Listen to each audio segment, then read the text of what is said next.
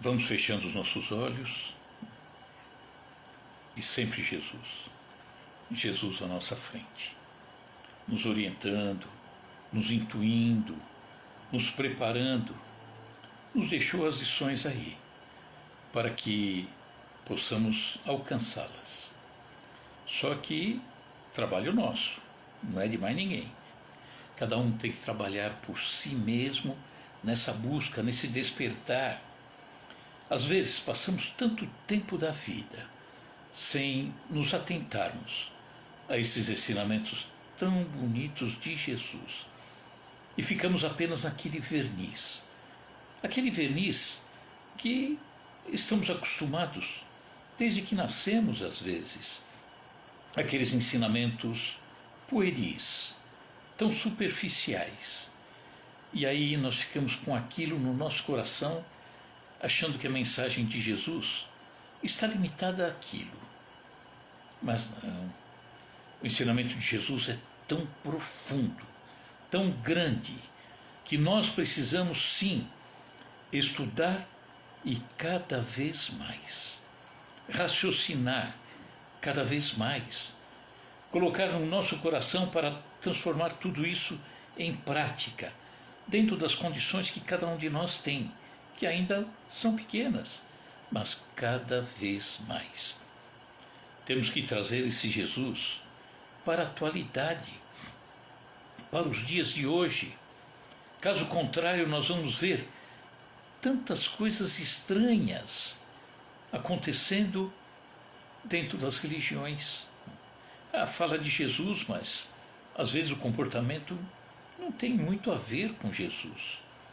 Jesus é simplicidade, Jesus é amor, Jesus é perdão, Jesus é desapego às coisas da matéria, Jesus é a simplicidade, a humildade. E às vezes nós vemos, em nome das religiões, as coisas acontecendo de forma totalmente contrária. Não vale. Isso não vale. Então, nós que vamos entendendo, compreendendo, que comecemos a praticar de forma correta os seus ensinamentos. Que assim seja, graças a Deus. Bom, boa noite a todos. Maria Zadra, tem mais gente chegando, velho amigo Oscar, tudo bem?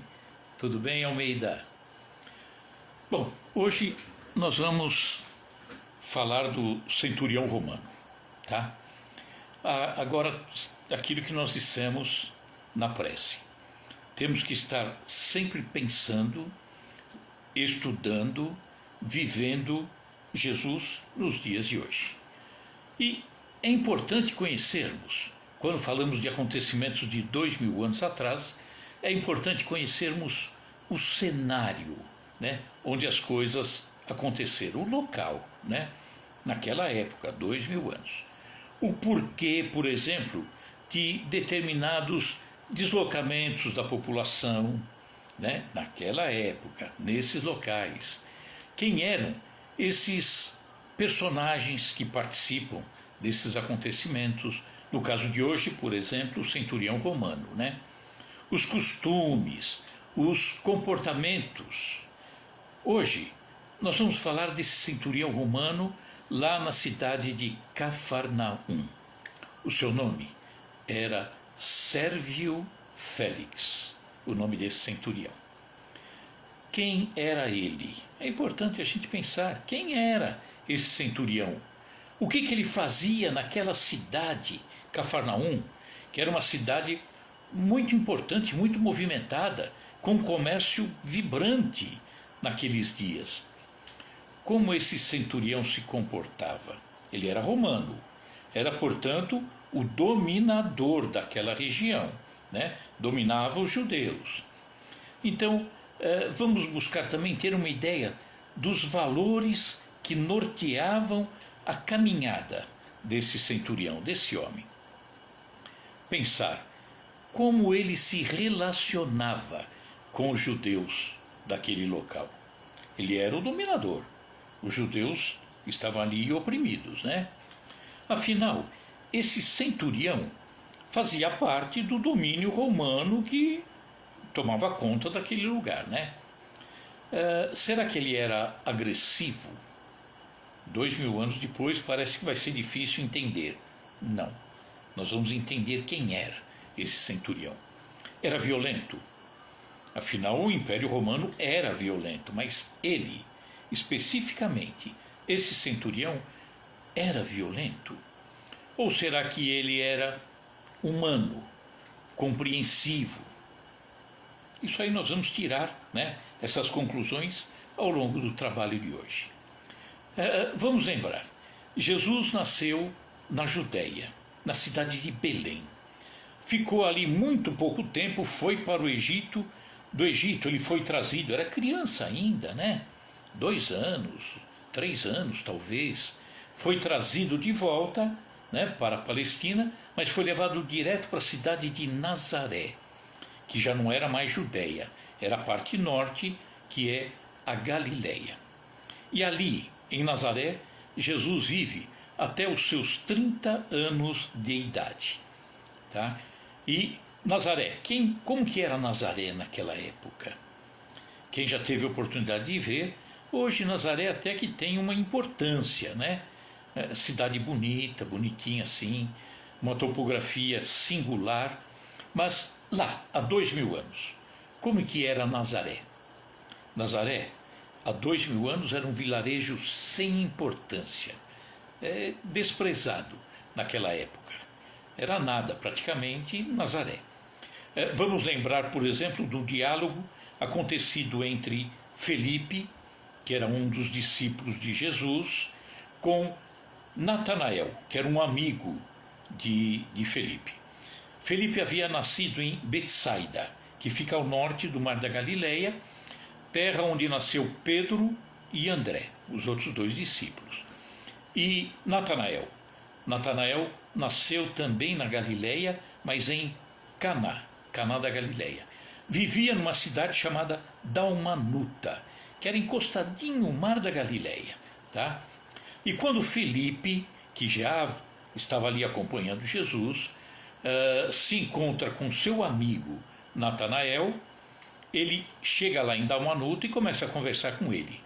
E diz: olha, Natanael, acho que eu encontrei o Messias. Nós encontramos o Messias. Bom, mas quem é o Messias? Pergunta Natanael. Messias é Jesus. Mas de onde ele vem? Ele vem de Nazaré. E aí, olha qual era o conceito que se tinha da cidade de Nazaré, onde Jesus viveu até os 30 anos. Natanael diz: e pode vir alguma coisa boa de Nazaré? Olha o desprezo. Pode vir alguma coisa boa de Nazaré? E Felipe, que já conhecia Jesus, diz a ele: olha, vem comigo e veja. Né? A confiança que ele tinha, portanto, em Jesus. Né? Mas Nazaré, desprezado. Viveu ali até 30 anos.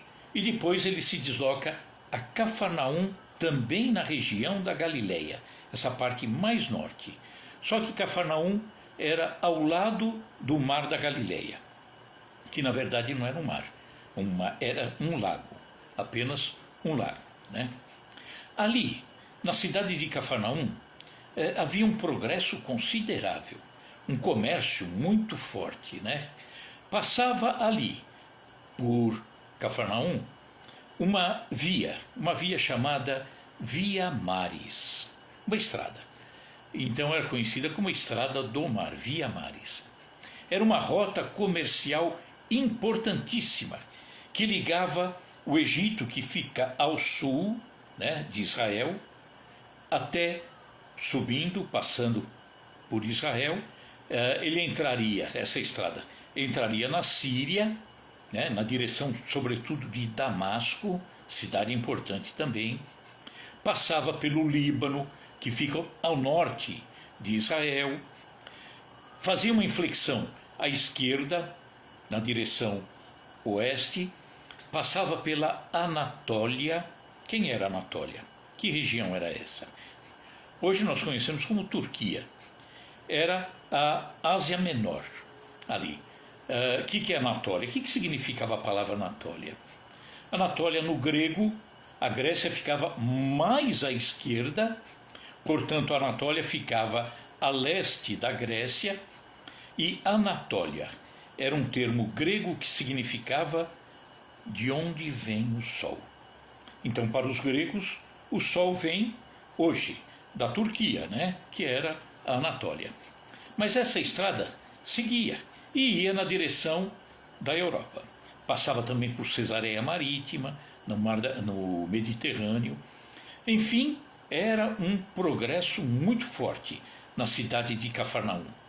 Daí justificava a existência de uma coletoria de impostos, cobrança de impostos para Roma, né?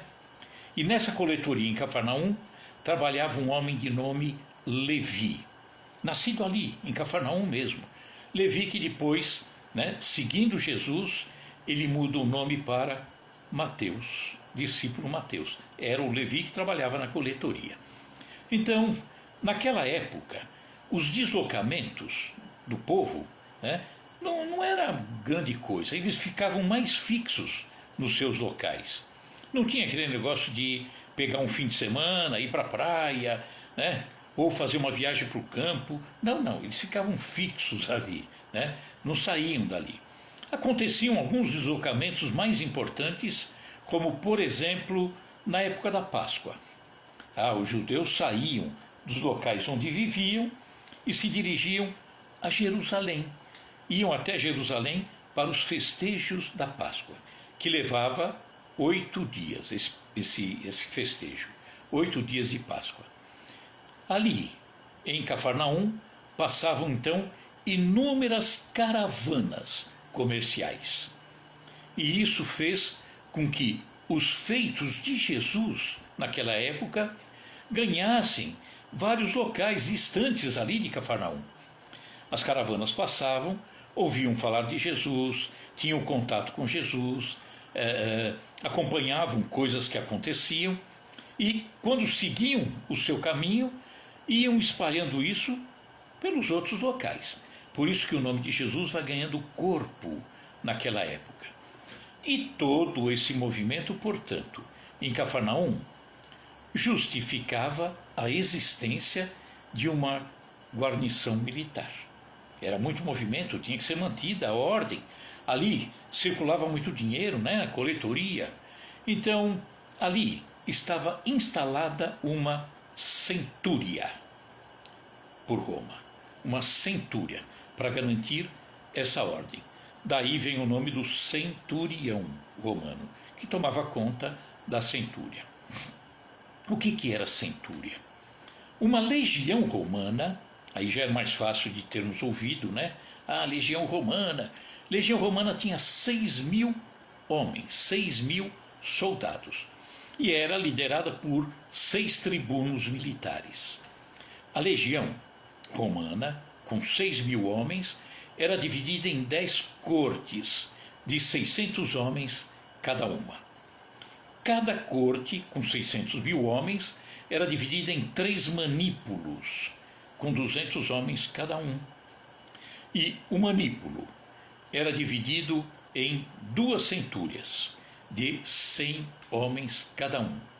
Portanto, o centurião, que tomava conta de uma centúria, que era o caso desse que estava instalado lá em Cafarnaum, ele era, o centurião, o oficial de mais baixa patente dentro do exército romano.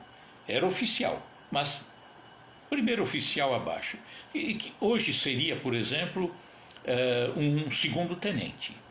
Então era o oficial de mais baixa patente. Então vamos analisar o episódio em que esse centurião, Sérvio Félix, instalado em Cafarnaum, solicita a Jesus a cura de um servo, de um escravo seu. Então ele era o centurião romano, vindo até Jesus para pedir que ele curasse um escravo seu, né? A gente já começa a imaginar como que era a figura, como era o comportamento desse centurião. Esse acontecimento encontra-se narrado em dois evangelhos. Um, Mateus. Quem quiser anotar aí para depois dar uma lida, Mateus capítulo 8. E outro em Lucas capítulo 7. Tá? As narrativas, tanto em Mateus como em Lucas, embora contemplem o mesmo acontecimento, divergem um pouco entre si. Tem algumas diferenças, né, em alguns aspectos. Vamos ver, por exemplo, Mateus, tá? No capítulo 8.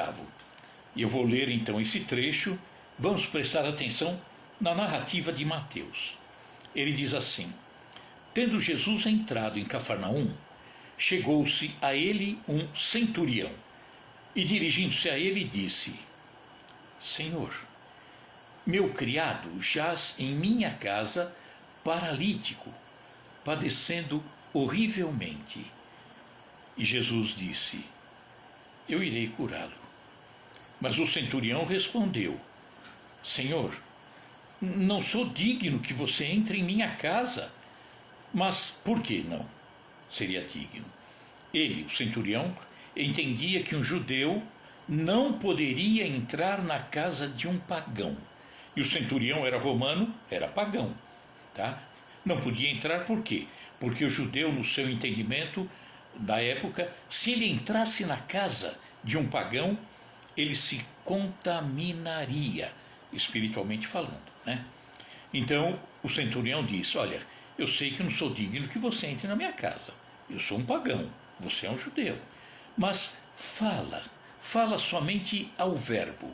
O verbo seria Deus, né? Então, converse com Deus. E meu criado há de sarar. Porque eu, falava o centurião, também sou homem sujeito à autoridade e à hierarquia, né? E tenho soldados às minhas ordens. E digo a este: vai lá, e ele vai. Digo a outro: vem cá, e ele vem. E ao meu servo: fazer isso, e ele faz. Então o centurião falava da autoridade que ele tinha, mas ele se expressava com relação a Jesus, falando de uma autoridade de Jesus diferente, né? Com humildade. Olha, conversa com Deus, eu sei que ele há de curar. Então ele se coloca numa posição muito humilde, esse centurião, e era pagão. Ouvindo isso, Jesus admirou-se, né, do comportamento daquele centurião e disse aos que o acompanhavam: olha, em verdade vos afirmo que nem mesmo em Israel, todo Israel, encontrei tão grande fé como essa que está no coração desse pagão, desse centurião. E então disse Jesus ao militar: vai, e como creste, assim te seja feito. E naquela mesma hora o seu servo estaria curado. Curou o servo. Essa é a narrativa de Mateus, né? Vamos para a narrativa de Lucas. Depois nós vamos ver até o porquê da diferença entre essas narrativas, que elas não se invalidam não, né? São diferentes, mas trazem a mensagem. Em Lucas capítulo 7 diz assim a narrativa de Lucas: um servo de um centurião, a quem esse muito estimava, o centurião estimava muito esse seu escravo, estava doente quase à morte. Tendo ouvido falar a respeito de Jesus, o centurião enviou-lhe alguns dos anciãos dos judeus. Já mudou a figura, não foi ele diretamente. Ele pede para que alguns anciãos judeus fossem até Jesus, pedindo que viesse para curar o seu servo. Então aí é o centurião pedindo para que Jesus viesse à sua casa. Aí não é muito correto, né? Na visão dos judeus. E estes, os anciãos, chegando-se a Jesus, suplicaram-lhe com insistência: olha Jesus, ele, o centurião, é digno de que lhe faças isto. Ele merece que você faça isso, Jesus, pois ele ama o nosso povo.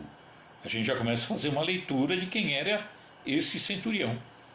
Esse centurião pagão, romano, que dominava aquela região. Olha, ele merece, porque ele ama o nosso povo. A gente já começa a ver o caráter desse homem. E ele mesmo, o centurião, edificou a sinagoga aqui de Cafarnaum para nós. Essa sinagoga existe ainda hoje, até muito bem conservada, ruínas dessa sinagoga. Nessa sinagoga, quem trabalhava era Jairo, aquele que Jesus teria, entre aspas, ressuscitado a filha. Mas os anciãos pedem a Jesus que interceda, pelo centurião, porque ele ama o nosso povo e edificou a nossa sinagoga. Olha que coisa. Ele não era judeu, edificou a sinagoga para os judeus. Jesus foi com eles. E quando já estava a pequena distância da casa do centurião, o centurião então enviou-lhe amigos para dizer-lhe: Senhor, não te incomodes, porque não sou digno de que entreis em minha casa. Por isso, eu mesmo não me julguei digno de vir a ti. Olha a humildade, eu não me achei digno de ir até você, Jesus. Fiquei aqui, pedi para que os anciãos judeus fossem até você. Mas não sou digno que entre na minha casa, não. Mas fala ao verbo, a Deus, e meu criado ficará são, pois também sou homem sujeito à autoridade, e tenho soldados às minhas ordens, e digo a este, vai lá, ele vai, a outro, vem cá, e ele vem, e digo ao meu servo, fazer isso, e ele faz. Então nós vemos que as narrativas, Mateus e Lucas, são diferentes, Então, ouvindo isso, Jesus se admirou, e virando-se para a multidão que o acompanhava, disse: eu vos afirmo que nem mesmo em Israel encontrei tão grande fé. E regressando à casa, os que haviam sido enviados agora pelo centurião encontraram o servo dele em perfeita saúde. Tinha sido curado. Então é uma narrativa tão bonita que a gente tem que pensar nesse centurião. Por quê? Ele era pagão, era romano, dominador, mas a gente tem que aprender com ele. Como temos que aprender com ele? Vamos lá. Embora as narrativas sejam diferentes, uma não invalida a outra, não. Tiramos ensinamento das duas. E precisamos fazer algumas considerações, A primeira, que foi aquela escrita por Mateus, que era o Levi que trabalhava na coletoria de impostos em Cafarnaum, Ele conviveu com Jesus, Mateus. 3 anos ele acompanhou Jesus até a morte dele. E, possivelmente, Mateus estava presente nesse episódio, ou então, se não estivesse presente, tomou conhecimento daquilo que aconteceu logo após o fato ter ocorrido. E Lucas, evangelista também, não conviveu com Jesus. Não teve contato em vida com Jesus. Lucas foi grande companheiro de Paulo, o apóstolo dos gentios, apóstolo Paulo de Tarso, E Lucas escreveu o seu evangelho, aquele que ele redigiu, sempre colhendo informações em várias fontes. Lucas se comportou como um repórter. Ele queria saber do nascimento de Jesus para escrever o seu evangelho. Ele foi colher essas informações junto a Maria. Maria, que convivia com Pedro, estava ali, junto de Pedro, na cidade de Éfeso. Ele vai colher as informações. Esse episódio, muito provavelmente, né, ele vai colher junto a pessoas que estavam lá no momento em que o centurião vai falar com Jesus. Então, que era Mateus, viveu com Jesus. Lucas não viveu, mas colheu as informações. Mas vamos prestar na narrativa feita por Lucas, aquele que não conviveu com Jesus, né? Que escreveu baseado em informações. Então a narrativa de Lucas tem pontos muito coerentes, muito bons. Ele mostra, Lucas, um centurião com uma elevação espiritual diferenciada dos demais pagãos, gentios. Esse centurião tinha uma condição espiritual diferente. Tinha mesmo. Vamos ver por quê? Embora filiado à religião oficial de Roma, paganismo, ele compreendia o mosaísmo, que era o ensinamento vindo de Moisés.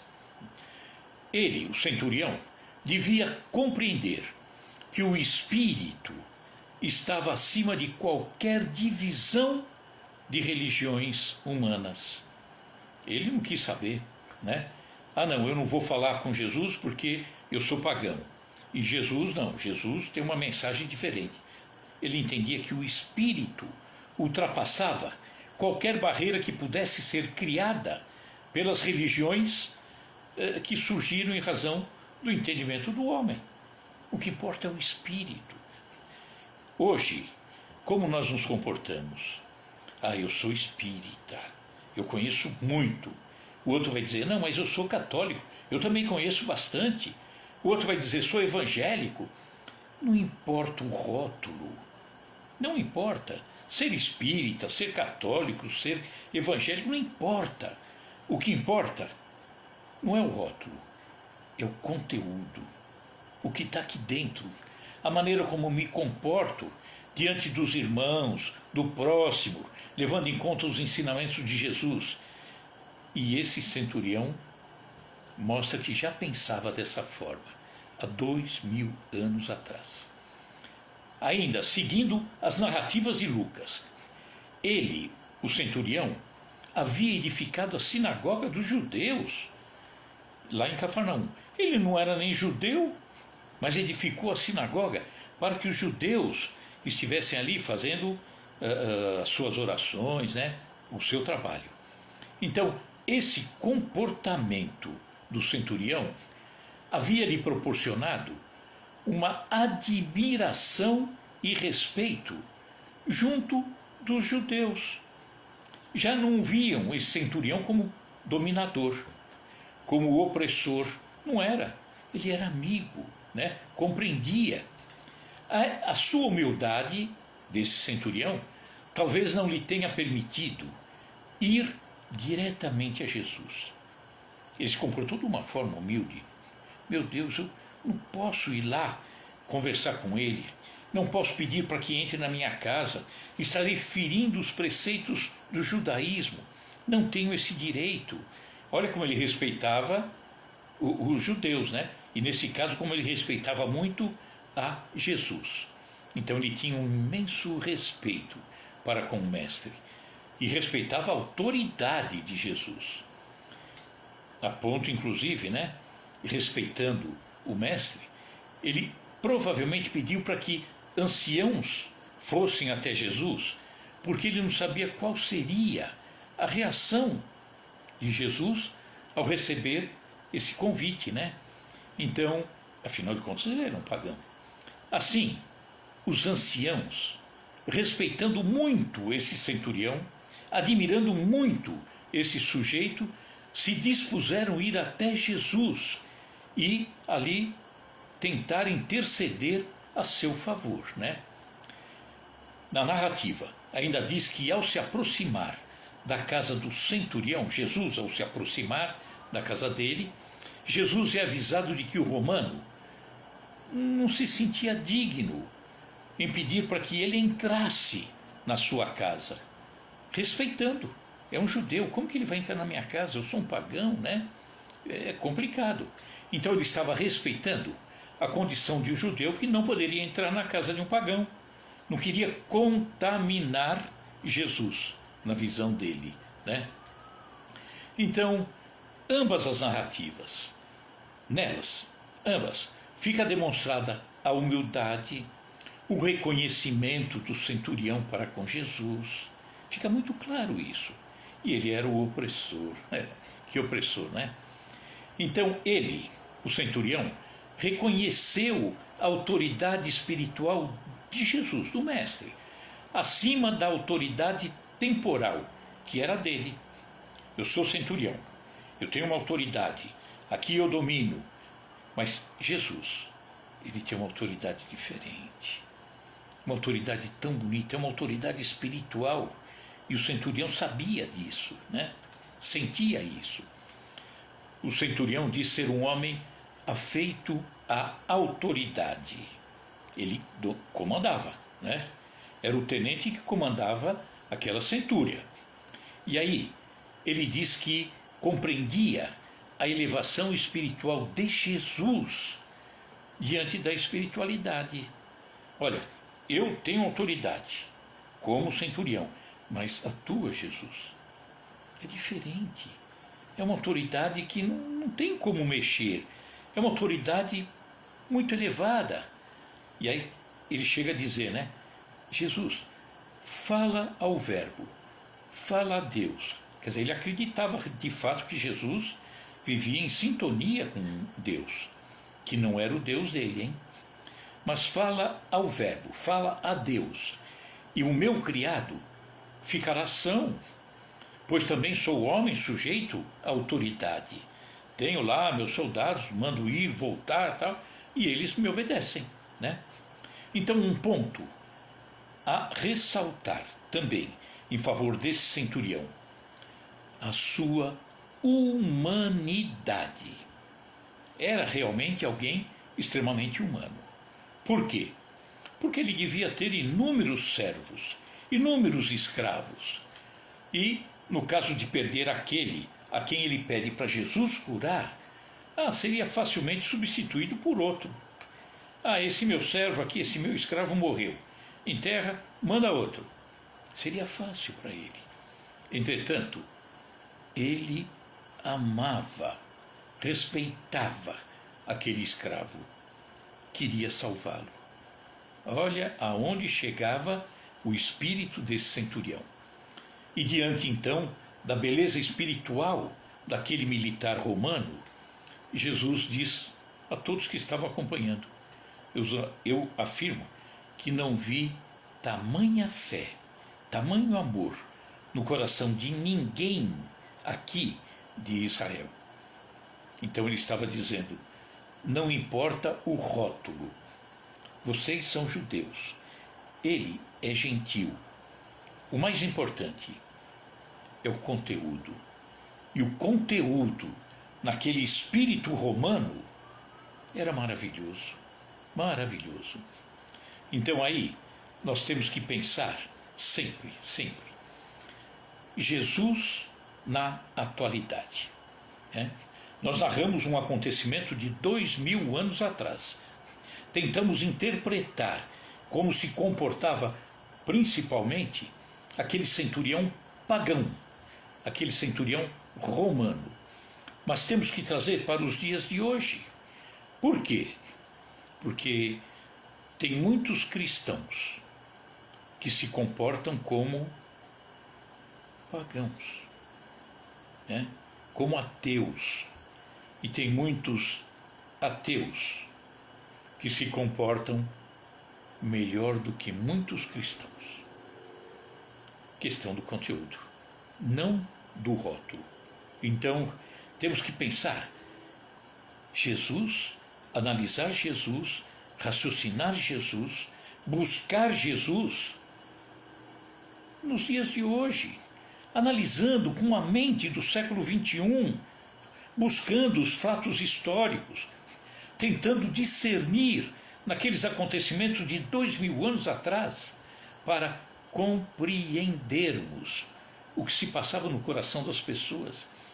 O que era diferente de lá para hoje? Será que tem muita diferença? Será que estamos fazendo no caminho certo? Será que aquilo que Jesus orientou há 2000 anos para que a gente seguisse. Estamos seguindo de fato? Ou será que estamos nos comportando de uma forma equivocada? Temos que pensar muito nisso. Então temos que analisar, por exemplo, esse episódio do centurião nos dias de hoje. Vamos lá? Como nós, a humanidade, tá? Como nos entendemos com Jesus quando vamos até Ele para pedir algo em nosso favor ou a quem amamos. Como que a gente se entende com Jesus? Será que nós vamos diretamente? Será que mandamos emissários? Será que temos humildade para chegar até Ele? Pedimos com a verdadeira humildade? Ou, como fez o centurião, né? Ou muitas vezes nós vamos até Ele como vemos nos dias de hoje, presenciamos nos dias de hoje, né? Por exemplo, religiões que estão na mídia aí, às vezes pedindo, mas não é bem pedir, é exigir. Estou exigindo a cura, estou exigindo os bens que eu não tenho até hoje, estou exigindo sucesso, né? Ter um sucesso muito importante, né? Uma vida estável. Será que estamos pedindo ou exigindo a solução de questões que nos afligem? Olha, eu arrisco dizer que muita gente exige. E quando não atendidos, se desiludem com o Pai, se desiludem com Jesus. E muitos até chegam a perder a fé. Talvez aquela fé que não fosse bem construída, não tivesse sido bem construída. Se nós analisarmos Jesus, a sua mensagem, o que ele nos deixou, raciocinar, compreender, tentar ir colocando na medida do possível aqui dentro, nós vamos construindo, sim, uma fé diferente. Uma fé um pouquinho mais sólida, um pouquinho mais estável. Aquela que ele disse, olha, construa sobre a pedra. Por que sobre a pedra? Porque vem o vento, chacoalha, vem a chuva, o temporal, e ela está construída sobre a pedra, ela não cai. Mas se está sobre a areia, às vezes um ventinho tão simples já levou tudo embora. Por quê? Porque não se preocupou em construir. Muitas vezes ficou apenas vinculado àquilo que foi ensinado quando era criança. Olha, eu lembro, com todo amor, com toda boa vontade, aquilo que nos foi passado por pessoas que amamos, mas que não tinham um entendimento maior. E ao passar aqueles conceitos, às vezes tão infantis, sobre Jesus, nós colocamos aqui dentro e achamos que é tudo. E não é. Temos que raciocinar, porque quando crescemos e vamos até, exemplo, Jesus, e exigimos, por exemplo, uma cura e a cura não vem, de repente aquela fé pequenininha foi embora, perdi, né? Então, a humanidade muitas vezes examina ou imagina que a espiritualidade maior está sempre à sua disposição. Estalar de dedos, vem aqui, estou precisando disso, estou precisando de cura, e eles vão proporcionar a cura, né? Quem somos nós para exigir, para querer que de fato aconteça, né? Querer a solução de tudo. Como querer a solução de tudo? Muitas vezes, quem criou a doença, quem criou a dificuldade, foi a nossa forma de agir, aqui mesmo. Não cuidei da saúde, fiz bobagens, bebi em excesso, comi em excesso, e agora vou exigir a cura do corpo. Pô, mas na hora que você estava estragando o teu corpo, você não quis dividir o prato com ninguém. Não dividiu o prato com ninguém e agora quer que venham, a espiritualidade maior venha. Aí vamos socorrer o coitadinho. Mas que coitadinho? Fomos nós que cultivamos isso. Nós que cultivamos o ódio, não perdoamos, não nos aproximamos, não servimos ao próximo. E agora eu quero estar bem? Está tudo azedo aqui dentro. Quando raciocinava, quando conversava com as pessoas, vinham trazer a dificuldade de alguém, eu raciocinava sempre com o fígado, não com o coração. E agora eu quero ser atendido. Tá bom. Então, a maior parte não leva em conta a questão do merecimento. Ah, eu estou pedindo, mas eu mereço isso? Será que eu necessito disso? Mas eu quero que cure. Agora eu só vejo a doença. Então, muitas vezes, a doutrina espírita nos explica de uma forma tão bonita, tão racional, tão lógica, né? Que muitas vezes aquilo que vai nos fazer crescer, espiritualmente falando, é exatamente a continuidade da dor. Mas eu quero tirar a dor. E aí, como é que eu vou crescer? Porque se eu fiz errado, a dor veio. Se tirar a dor, eu continuo errado, né? A doença, tira a doença, eu vou continuar errado. Tira o sofrimento, vou continuar errado, né? E não entendemos isso. Temos que buscar crescer, nos conscientizarmos do porquê aquele mal chegou até nós. Talvez seja coisas dessa caminhada, mas pode ser de caminhada anterior, né? Então, normalmente, nós somos exigentes, incoerentes, ingratos e exigimos, né? Então, precisamos pensar a respeito disso. Para encerrar, vamos lembrar de uma historinha. Essa historinha vai nos deixar entender, vai ficar gravado exatamente aquilo que eu quis dizer com relação a você exigir alguma coisa, quando na verdade você nem dá alguma coisa. Quando dá errado, né? Você dá o vício, você dá a ganância, dá tudo isso e depois não quer padecer as consequências dessa forma equivocada de se comportar. Então nós vamos ver uma historinha que diz que Jesus, ele estava num monte, subindo um monte, porque sempre que ia fazer um sermão, né, dentro da tradição do judaísmo, subir para Deus teria que subir alguma coisa que o aproximasse um pouquinho mais de Deus. É cultural. Então ele subia um monte, ia fazer um sermão ali no alto. E as pessoas começavam a chegar, porque ele já era conhecido. As caravanas que passavam ali por Cafarnaum levavam os feitos de Jesus para vários locais. E as pessoas vinham em busca dele. E Jesus estava naquele monte. E ali ele se preparava para fazer um sermão. E as pessoas chegando. E de repente, os discípulos que acompanhavam Jesus, as pessoas ao chegarem ali, identificando os discípulos, um doente, por exemplo, um coxo, ia até o discípulo e falava: olha, será que eu não posso ter uma audiência particular com Jesus? Uma consulta particular, conversar lá com ele? Olha, eu sou coxo, tenho um problema. Outro se aproximava de outro discípulo: olha, eu sou cego, me leve até Jesus antes que ele fale, quero conversar com ele. Vinha outro, procurava um outro discípulo: olha, eu sou paralítico. Então vários doentes procuraram, cada um deles, um discípulo. E os discípulos, condoídos com a dor daquelas pessoas, Jesus se preparando para fazer o sermão, levaram esses doentes até ele.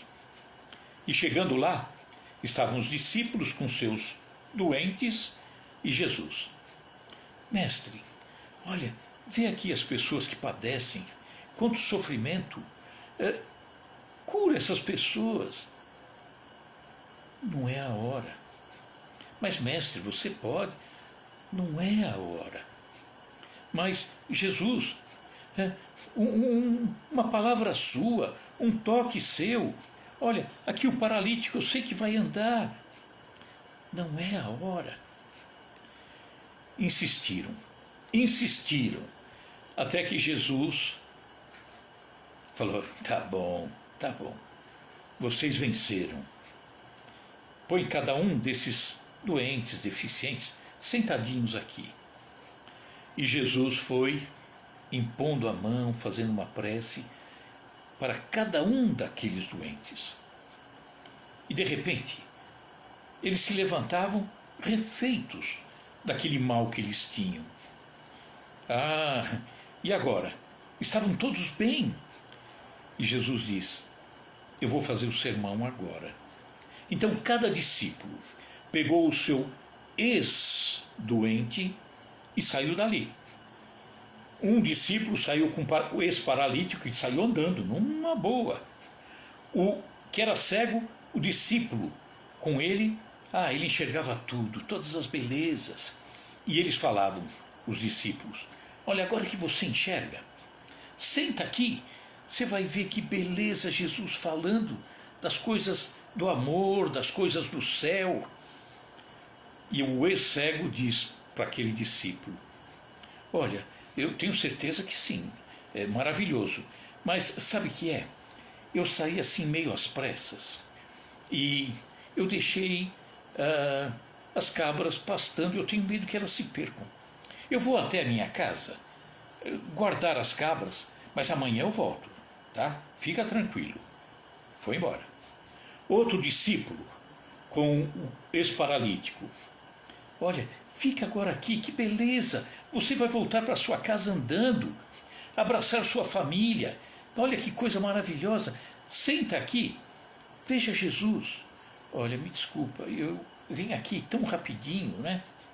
E eu preciso voltar porque a minha esposa ficou sozinha com as crianças e ela pediu para não demorar e eu não posso demorar.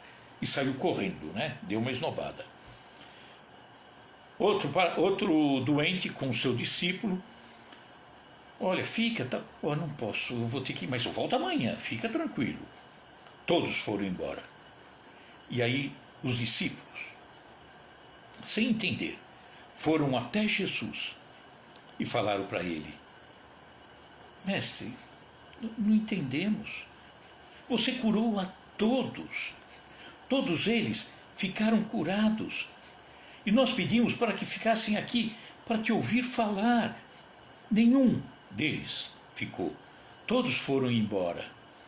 E aí Jesus diz: entendeu por que eu disse que não era a hora? E vocês insistiram. Não era a hora. Sabem por quê? Porque o que os prendia, a busca aqui embaixo, a busca do melhor, era exatamente as dores. Eliminadas as dores, não se buscava nada de melhor. Assim é a humanidade. Muitas vezes a pessoa está buscando a cura, mas a cura do corpo, não a cura da alma. E quando vem, entre aspas, a cura de um corpo, alguma coisa no corpo, some. Vai comemorar no boteco. Então, pensemos nisso, tá? Daí a necessidade de entendermos Jesus, de olharmos o comportamento desse centurião romano, né? Pagão, mas de um comportamento tão cristão, tão maravilhoso. E que a gente traga para os dias de hoje aquilo que Jesus nos deixou há 2000 anos atrás. Combinado? Então, vamos fechando os nossos olhos para encerrarmos e agradecer a Jesus por estar conosco. E agradecer ao Pai, o nosso Pai, que deixou as leis divinas em todo o universo, mas de uma forma tão perfeita, tão amorosa. São leis que funcionam com uma regularidade, não dá para entendermos, tão perfeitas que são. E aí, nessas leis, nós infringimos e sofremos as consequências. Não Deus impondo, é consequência da lei que eu não cumpri. E aí, o retorno vem, é natural que venha. Então, que cada um de nós entenda, compreenda as dores que estão aí, que normalmente fomos nós que infringimos a lei, e aí vem a lei trazendo essas consequências. Mas Jesus disse: o amor cobre a multidão de pecados.